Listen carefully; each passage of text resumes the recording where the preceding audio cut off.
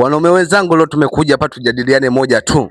Alafu kitu cha muhimu cha kuzingatia, guys, ningependa leo tudondoshe comment nyingi sana kuhusu swala letu la wanawake. Unajua mwanamke anavyokuja magetoni kidogo anatumalizia gharama nyingi sana, hasa kwa watoto wa kike sasa hivi.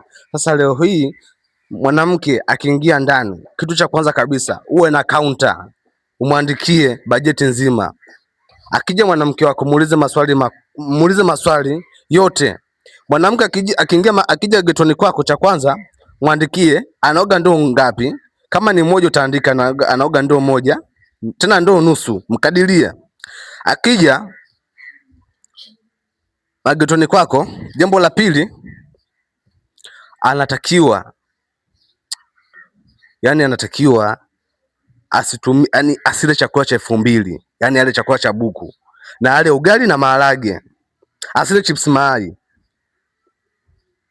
Jambo la tatu, tanisame sana, dondosheni comment. Mnajua kidogo wanawake wanatumalizia sana fedha, wanataka chips mayai. Sasa akija asile chips mayai. Alafu lingine hapa hili nasema kwamba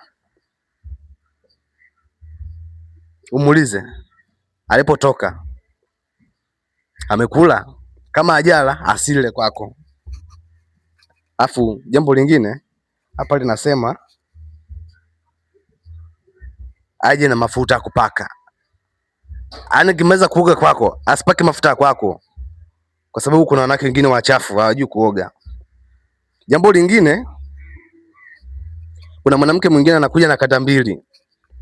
Sasa hizo kanda mbili sitawaelezea vizuri, lakini nenda Nyamwezini utapata majibu vizuri, maana kanda mbili. Jambo la 5 linasema hivi, mwanamke akija kwako mpe bia anywe, usimpe maji. Yaani kila kitu atakachokuwa anatumia magetoni kwako analipia. Akienda kuoga alipie, akitaka chakula kula analipia. Naamini hapo kidogo umenielewa, lakini kiuhalisia ni kwamba wanawake mnatumalizia sana hela, sijui kwa nini. Mimi mpaka nachoka mwenzenu.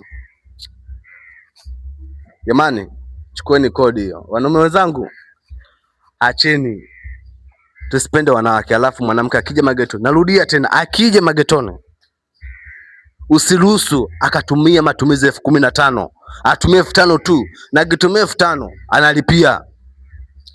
Hata akitumia maji alipie, akienda kuoga alipie, akitaka kula alipie. Sasa hivi tunakwenda uchumi kwa uchumi. Uchumi huu mwanamke akitumia umtumie 15,000 kweli? Haiji akilini. Na wewe unaenda angalia hapa. Kama umesoma mpaka chuo, dondosha comment chini hapo. Ndio utanielewa.